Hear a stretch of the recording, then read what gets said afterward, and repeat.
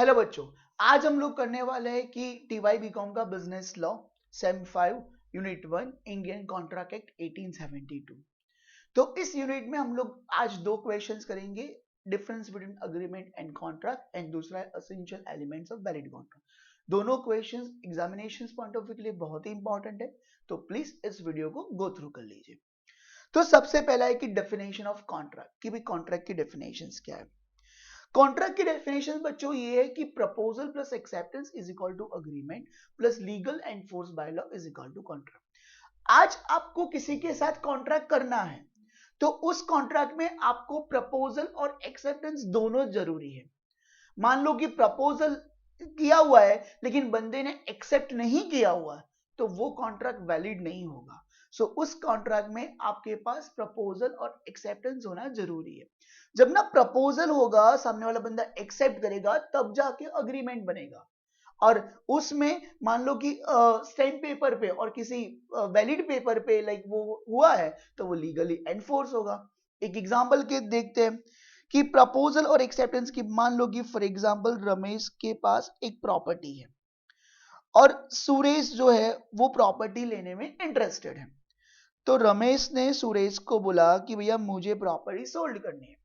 तो सुरेश ने बोला कि हाँ मुझे प्रॉपर्टी चाहिए। तो रमेश ने प्रपोजल रखा, सुरेश ने एक्सेप्ट किया, तो इसको क्या बोलेंगे, अग्रीमेंट।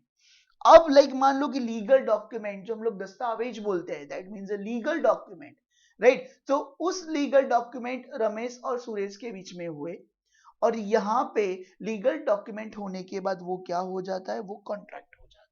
वो क्या हो जाता है, वो कॉन्ट्रैक्ट हो जाता है। सो प्रपोजल प्लस एक्सेप्टेंस होना चाहिए is equal to agreement plus legal enforce by law, it is known as contract. Then after next question है difference between agreement and contract. किसको बोलेंगे अग्रीमेंट एंड कॉन्ट्रैक्ट? तो सबसे पहले बच्चों जो अग्रीमेंट होता है वो सोशल रिलेशनशिप पे होता है। किस पे होता है, सोशल रिलेशनशिप पे। मान लो कि फॉर एग्जाम्पल रमेश सुरेश वाला ही एग्जाम्पल ले ले, दोनों बहुत ही अच्छे फ्रेंड्स है। अब दोनों अच्छे फ्रेंड है, मान लो कि रमेश ने सुरेश को खाने पे बुलाया, डिनर पे बुलाया। अब सुरेश कोई काम की वजह से नहीं जा पाया, तो यहाँ पे रमेश सुरेश पे नहीं केस करेगा, बोलेगा नहीं कि मेरा खाना इतना वेस्ट हुआ, लाइक मेरा टाइम वेस्ट हुआ तो मुझे कंपनसेशन दे, मुझे ये दे, कभी नहीं बोलेगा। क्योंकि इन दोनों के बीच में लाइक फ्रेंडशिप की रिलेशनशिप है, एक सोशल रिलेशनशिप है। देन आफ्टर कॉन्ट्रैक्ट जो है वो फाइनल एंड प्रोफेशनल कॉन्ट्रैक्ट है। अब कैसे फाइनल एंड प्रोफेशनल कॉन्ट्रैक्ट हुआ, एक एग्जांपल की बात बताता हूं कि मान लो कि फॉर एग्जांपल एक यूट्यूबर है। मान लो कोई, उस यूट्यूबर का नाम है मुंबई कर निखिल, राइट। क्या नाम है कि मुंबई कर निखिल नाम है, बहुत ही फेमस यूट्यूबर है। अब ये मुंबई कर निखिल जो है, मान लो कि फॉर एग्जांपल एक वाउ कॉस्मेटिक की कंपनी है, उसके साथ टाइप करता है। अब उस कंपनी ने बोला हुआ है कि सर आपकी जब वीडियो आती है तो उस वीडियो के इंटरवल में एक मेरी एडवर्टाइजमेंट आप रख दीजिए और मैं आपको एडवांस पेमेंट देता हूं। अब इस भाई साहब ने पेमेंट तो ले लिया लेकिन वीडियो की इंटरवल में उन भाई साहब ने लाइक इसकी कंपनी की एडवर्टाइजमेंट नहीं रखी। तो प्रोफेशनल टर्म्स एंड कंडीशन है, तो इस बंदे ने टर्म्स एंड कंडीशन को ब्रीच किया, तो कॉन्ट्रैक्ट यहाँ पे कैंसिलेशन होगा। सो ये प्रोफेशनल टर्म्स एंड कंडीशन पे यहाँ पे आप ब्रीच करते हो तो कैंसिल हो जाता है, अग्रीमेंट में ऐसा कुछ होता नहीं है। सेकेंड बात, यहाँ पे कोई भी लीगल ऑब्लिगेशंस क्रिएट नहीं होता। रमेश ने सुरेश को डिनर पे बुलाया। अब सुरेश को डिनर पे बुलाया तो लाइक क्या हुआ कि सुरेश बाय चांस नहीं गया, किसी काम में फंस गया था, तो यहाँ पे रमेश सुरेश पे केस नहीं कर सकता। लेकिन इस कॉन्ट्रैक्ट में मुंबई कर निखिल ने मान लो कि उस वाउ कंपनी की टर्म्स एंड कंडीशन को एक्सेप्ट किया और फिर उसको ब्रीच किया, तो यहाँ पे वाउ कंपनी के पास लीगल राइट्स है। तो उस लीगल राइट्स को वो क्या कर सकता है कि उस लीगल राइट के बेसिस पे वो केस भी कर सकता है। Then after absence of consideration, Ramesh ने सुरेश को खाने पे बुलाया, तब सुरेश नहीं गया तो लाइक वो पैसा नहीं मांगेगा। लेकिन यहाँ पे मुंबई कर निखिल जो है वो वाउ कंपनी के साथ जो भी डील कर रहा है वो फ्री में नहीं करेगा, वो क्या लेगा, पैसे लेगा, right. Then after all agreements are not contract. सही बात है, सारे एग्रीमेंट कॉन्ट्रैक्ट नहीं होते, क्योंकि काफी सारे एग्रीमेंट ऐसे होते हैं वो सोशल रिलेशनशिप बेस पे होते हैं, तो सारे एग्रीमेंट कॉन्ट्रैक्ट नहीं होते, लेकिन सारे कॉन्ट्रैक्ट अग्रीमेंट होते हैं, क्योंकि हर एक कॉन्ट्रैक्ट में प्रपोजल और एक्सेप्टेंस चाहिए। विदाउट प्रपोजल और एक्सेप्टेंस के बिना कॉन्ट्रैक्ट कभी भी हो नहीं सकता है। देन आफ्टर नेक्स्ट है, it is not enforce by law. सीधी बात है कि सुरेश नहीं गया खाना खाने के लिए, तो यहाँ पे रमेश कोर्ट में केस नहीं कर सकता है, लेकिन यहाँ पे निखिल ने कोई टर्म्स एंड कंडीशन को ब्रीच किया तो वो एनफोर्स हो सकता है लॉ से, राइट। देन आफ्टर सुरेश खाना खाने के लिए नहीं गया तो रमेश यहाँ पे डैमेज और कंपनसेशन नहीं मांग सकता, लेकिन कॉन्ट्रैक्ट में निखिल ने कोई बात नहीं मानी तो लाइक क्या हो सकता है, और कॉन्ट्रैक्ट की कोई टर्म्स एंड कंडीशन ब्रीच की, सो बच्चों यहाँ पे ये भी हो सकता है कि डैमेज और कंपनसेशन मांग सकता है। नेक्स्ट है essential elements of valid contract के वैलिड कॉन्ट्रैक्ट के एलिमेंट्स कौन से, बहुत ध्यान से सुनना, बहुत मजेदार पॉइंट्स है ये सारे जो है एलिमेंट्स ऑफ वैलिड कॉन्ट्रैक्ट के हर एक पॉइंट्स को एग्जांपल की तरह से समझेंगे, राइट। सबसे पहला है कॉम्पिटेंट पार्टीज, कि हम जब कॉन्ट्रैक्ट करते हैं किसी के साथ तो वो पार्टीज कॉम्पिटेंट होनी चाहिए, यानी उसका मतलब क्या होना चाहिए, साउंड माइंड होना चाहिए, वो लॉ से कुछ डिस्क्वालीफाइड नहीं होनी चाहिए, उसने किसी मर्डर वर्डर नहीं किया होना चाहिए, कोई इंसॉल्वेंट नहीं होना चाहिए, वो बंदा इम्प्रिजनमेंट में भी नहीं होना चाहिए, यानी लॉ से डिस्क्वालीफाइड नहीं होना चाहिए, साथ में माइनर नहीं होना चाहिए, अनसाउंड माइंड नहीं होना चाहिए और इंसॉल्वेंट नहीं होना चाहिए। यानी हम विजय माल्या के साथ, नीरव मोदी के साथ कॉन्ट्रैक्ट नहीं कर सकते, क्योंकि कोर्ट ने उन लोगों को डिक्लेयर कर दिया है कि भैया ये लोग तो डिस्क्वालीफाइड बाय लॉ है, पैसे लेके भाग गए हैं, तो इसके साथ हम लोग कॉन्ट्रैक्ट नहीं कर सकते। और मान लो कि फॉर एग्जांपल अनिल अंबानी जो है वो कोर्ट में इंसॉल्वेंसी डिक्लेयर कर देता है, कोर्ट में इंसॉल्वेंसी डिक्लेयर कर सकते हैं, तो उसके साथ कॉन्ट्रैक्ट नहीं कर सकते हैं। देन आफ्टर नेक्स्ट है proposal and acceptance. Every contract में प्रपोजल और एक्सेप्टेंस होना चाहिए। अब मान लो कि प्रपोजल किया हुआ है, सामने वाले बंदे ने एक्सेप्ट किया, तब भी जाके कॉन्ट्रैक्ट वैलिड होगा, अदरवाइज नहीं होगा। उसका एक बेस्ट एग्जांपल देता हूं, आपने बागबान मूवी तो देखी होगी, उस मूवी में अमिताभ बच्चन एक कार की टेस्ट ड्राइव लेता है, और उस टेस्ट ड्राइव में सेल्समैन उसको ऑफर करता है, यानी प्रपोजल करता है, अमिताभ बच्चन वो टेस्ट ड्राइव वो ले भी लेता है, बाद में लाइक टेस्ट ड्राइव लेने के बाद बोलता है कि गाड़ी कैसे लगी, कि बोलेगी बहुत अच्छी गाड़ी है, लेकिन गाड़ी की वैल्यू सुन के अमिताभ बच्चन बोलता है कि नहीं नहीं हम इतनी लाइक बड़ी गाड़ी अफोर्ड नहीं कर सकते हैं।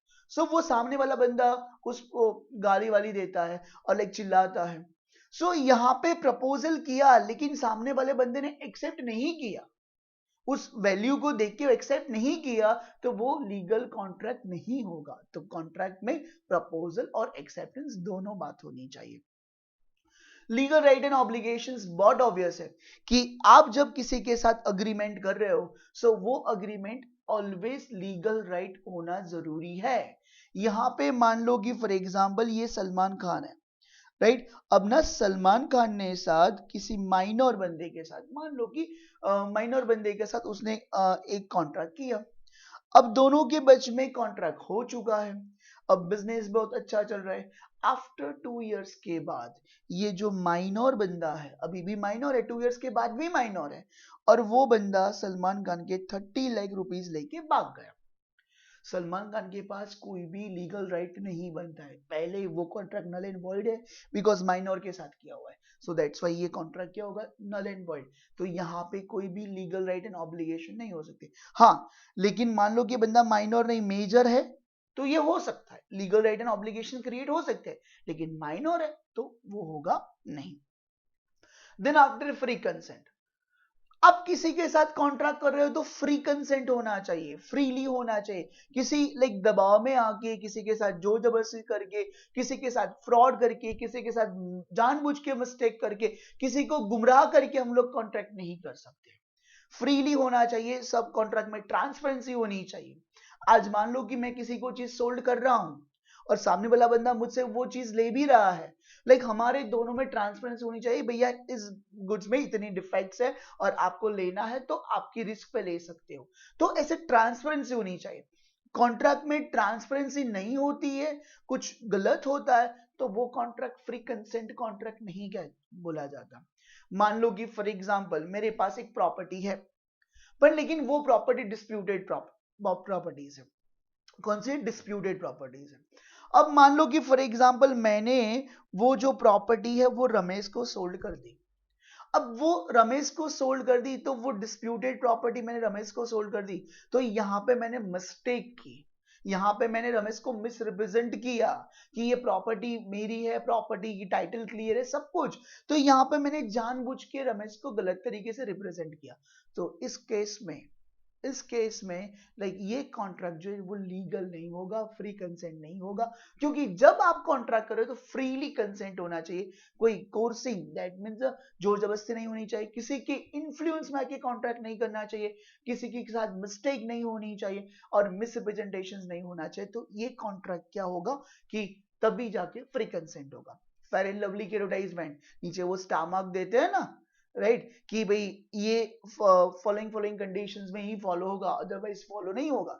ऐसे तो बोल दे कि 7 वीक में गोरापन वरना पैसे वापस। तो हम किसी लाइक साउथ अफ्रीका से किसी ब्लैक पीपल को लेके और रोज फेयर एंड लवली उसके मुंह पे घिसे, तो लाइक वो जो ब्लैक पर्सन है वो लाइक गोरा हो जाएगा? नहीं होगा, नीचे टर्म्स एंड कंडीशंस लिखी होती है, राइट। सो तब जाके कॉन्ट्रैक्ट क्या होता है? फ्री कंसेंट होता है।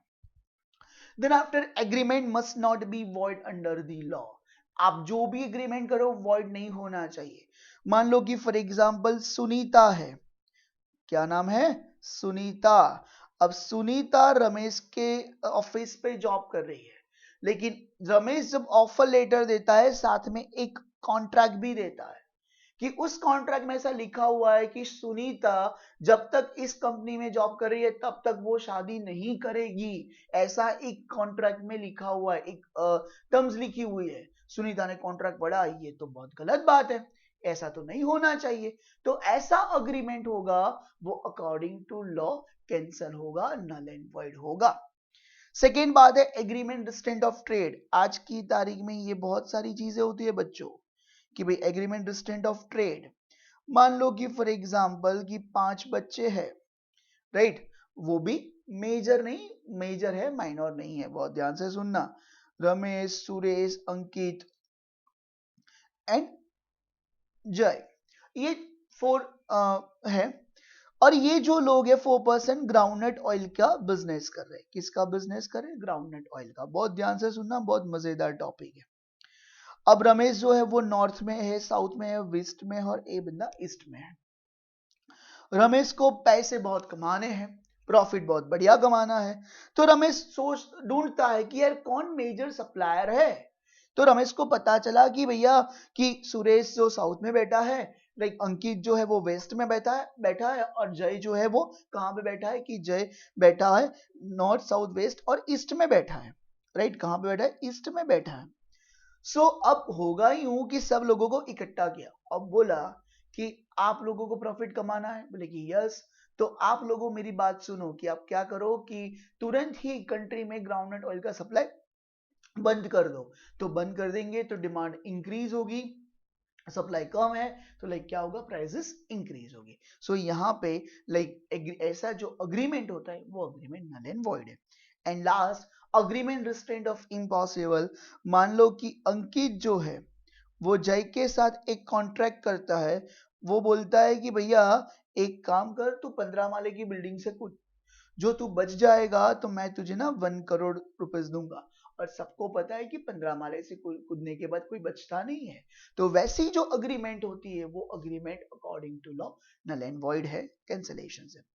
लॉफुल कंसिडरेशन ऑब्जेक्ट, आपने किसी के साथ एग्रीमेंट किया हुआ है, किसी के साथ कॉन्ट्रैक्ट किया है, तो उसका ऑब्जेक्ट लीगल होना चाहिए। और आपने मान लो कि फॉर एग्जांपल चरस गांजा का अग्रीमेंट किया हुआ है, तो वो कंसिडरेशंस लीगल कंसिडरेशन नहीं है। मान लो कि फॉर एग्जांपल रिया चक्रवर्ती, अभी हालांकि मार्केट में उसकी बहुत धूम मचाई हुई है उसने। अब मान लो कि ये जो रिया चक्रवर्ती है, अब रिया चक्रवर्ती फॉर एग्जांपल ड्रग का बिजनेस कर रही है। अब मान लो कि इस ड्रग उसने drug for example Deepika Padukone को सप्लाई किया, मान लो कि फॉर एग्जांपल एक सप्लाई की, हाइपोथेटिकल एग्जांपल है, तो रिया चक्रवर्ती ने दीपिका पादुकोण के साथ एक ड्रग डील की। सो यहाँ पे दीपिका पादुकोण रिया उसको ड्रग देती है और ना दीपिका पादुकोण उसको क्या देती है कि पैसे देती है, मनी। सो इन दोनों के बीच में जो कॉन्ट्रैक्ट हुआ है वो इलीगल हुआ है, और इन दोनों को जो भी यानी रिया को जो भी कंसिडरेशन मिलेगा वो कंसिडरेशन कौन सा होगा, इलीगल कंसिडरेशन होगा, लीगल कंसिडरेशन नहीं होगा, इलीगल कंसिडरेशन होगा, राइट। सो वो लॉफुल कंसिडरेशन नहीं है, क्योंकि आपका ऑब्जेक्ट ही लीगल नहीं है तो कंसिडरेशन कहां से लॉफुल होगा, right. Then contract must not be impossible act, हमने पहले ही पढ़ लिया कि आप किसी इम्पॉसिबल एक्ट का कॉन्ट्रैक्ट नहीं कर सकते हो, और जब इम्पॉसिबल एक्ट का कॉन्ट्रैक्ट करते हो तो वो कॉन्ट्रैक्ट नल एंड वॉइड है। वो अंकित और जय वाला एग्जांपल, 15 माले की बिल्डिंग से कूदना, 1 करोड़ देना, तो टोटली इम्पॉसिबल है। Then after other legal procedure, other legal procedure में क्या होता है कि कॉन्ट्रैक्ट रिटन बेसिस पे होना चाहिए, रजिस्टर्ड होना चाहिए, सिग्नेचर होनी चाहिए विटनेस की, और प्रॉपर स्टैंप लगाना होना चाहिए, तब जाके कॉन्ट्रैक्ट वैलिड होगा, अदरवाइज कॉन्ट्रैक्ट वैलिड नहीं होगा। सो बच्चों आज के लेक्चर में इतना सा ही, राइट। नेक्स्ट लेक्चर हम लोग तुरंत ही और जल्दी लेके आएंगे। Thank you very much.